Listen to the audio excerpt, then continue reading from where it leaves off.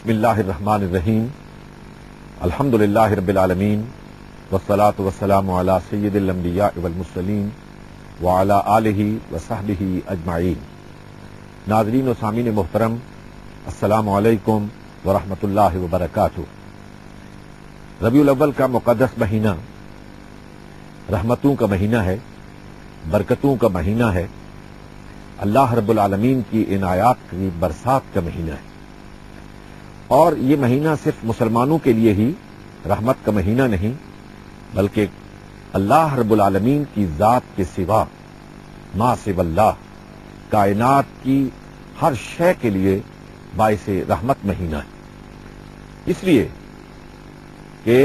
اللہ رب العزت نے اس ماہ مقدس میں اس ذات اقدس علیہ الصلوۃ والسلام کو ولادت باسعادت سے سرفراز فرمایا، جن کے بارے میں خود خالق کائنات نے ارشاد فرمایا وما ارسلناک الا رحمتا للعالمین، اے نبی صلی اللہ علیہ وسلم، ہم نے آپ کو تمام جہانوں کے لیے رحمت بنا کر بھیجا ہے۔ آپ صلی اللہ علیہ وسلم انسانیت کے لیے تو رحمت ہیں ہی، اس میں تو کوئی شک نہیں ہے کہ آپ صلی اللہ علیہ وسلم کو اگر ہم بحیثیت والد دیکھیں، بحیثیت خامن دیکھیں،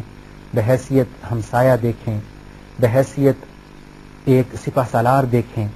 بحیثیت قاضی القضاہ دیکھیں، تو ہر حیثیت میں رحمت ٹپک رہی ہے، اور آپ واقعی رحمت للعالمین ہیں۔ اسی پر بعض مفکرین کے نزدیک، اور ان میں بہت سارے سوشیالوجسٹ، جن میں ایک امریکن سوشیالوجسٹ رابرٹ این بیلا بھی ہیں، ان کا کہنا یہ ہے کہ رسول اللہ صلی اللہ علیہ وسلم کے دور سے ہی دور جدید شروع ہوتا ہے، ماڈرنٹی کا،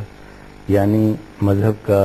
جو اب کردار ہوگا وہ رسول اللہ صلی اللہ علیہ وسلم کی تعلیمات میں اور آپ کے عمل میں اور آپ کے اسوہ میں ہے، اور اس میں سب سے بڑی بات رحمت، آپ کا رحمت ہونا ہے۔ ہم سب کے آقا و مولا ختمی مرتبت حضرت محمد الرسول اللہ صلی اللہ علیہ وآلہ وسلم کی ولادت باسعادت اس ربیع الاول کے مقدس مہینے میں ہوئی، اور پھر بعثت مبارکہ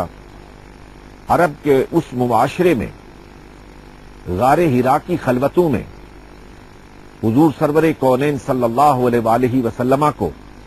رب العزت کی طرف سے یہ پیغام ملا، بسم اللہ الرحمن الرحیم، اقرأ باسم ربک الذی خلق، خلق الانسان من علق۔ یہ وہ آیات بینات ہیں جو 650 سال کا عرصہ گزرنے کے بعد پھر زمین کا رشتہ آسمان کے ساتھ جڑا، پھر خالق کائنات نے اپنے پیغام رسانی کا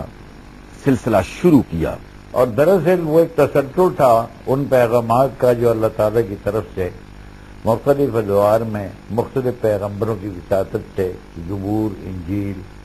اور توریت کے ذریعے ہم تک پہنچتے رہے ہیں۔ قرآن کریم آخری کتاب الہی تھی جس کے اندر اس دین کی تکمیل کی گئی۔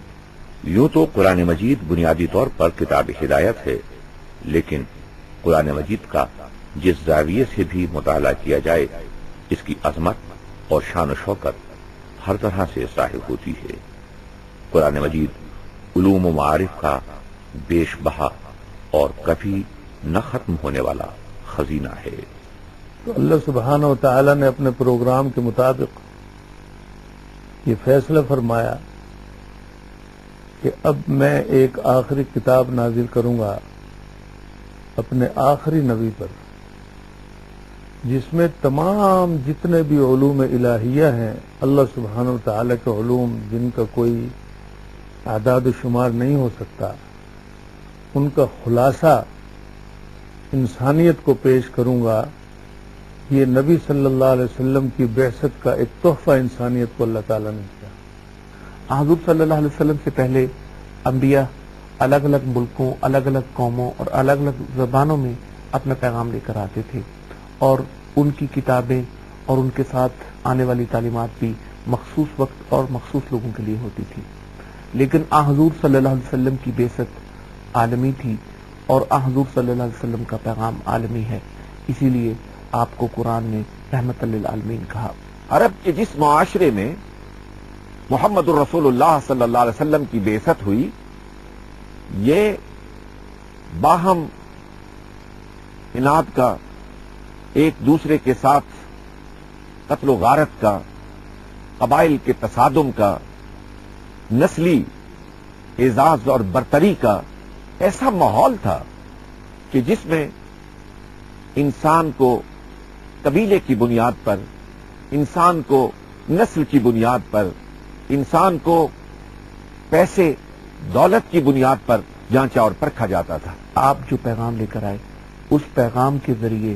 تمام انسانوں کے حقوق کا تحفظ تھا۔ جو انسان پسماندگی کا شکار تھے، جو انسان بے بس، کمزور اور لاحق تھے، خاص طور پہ بچے اور عورتیں، حضور صلی اللہ علیہ وسلم نے اپنی رسالت کے ذریعے ان کو ان کے حقوق دلوائے، اور انسانوں میں سے وہ لوگ جو انسانوں کے حقوق سلب کرنے میں مشغول تھے ان کو اس انسانیت کی حدود میں واپس لے کر آئے۔ پھر حضور پاک نے جس وقت آخری خطبہ دیا حجۃ الوداع کا، اس وقت بھی انہوں نے کہا کہ کسی کو، ایک مسلمان کو دوسرے پہ سبقت نہیں، کوئی گورے کو کالے پہ سبقت نہیں ہے، امیر کو غریب پہ نہیں ہے، عربی کو اجمی پہ نہیں ہے۔ تو اس کا مطلب بھی یہی تھا کہ آپ سب لوگوں نے اکٹھے رہنا ہے، اور اگر آپ کے اندر کوئی بڑھائی ہے یا کوئی اچھی بات ہے تو وہ آپ کی اپنا اخلاق ہے، آپ کی عبادت ہے،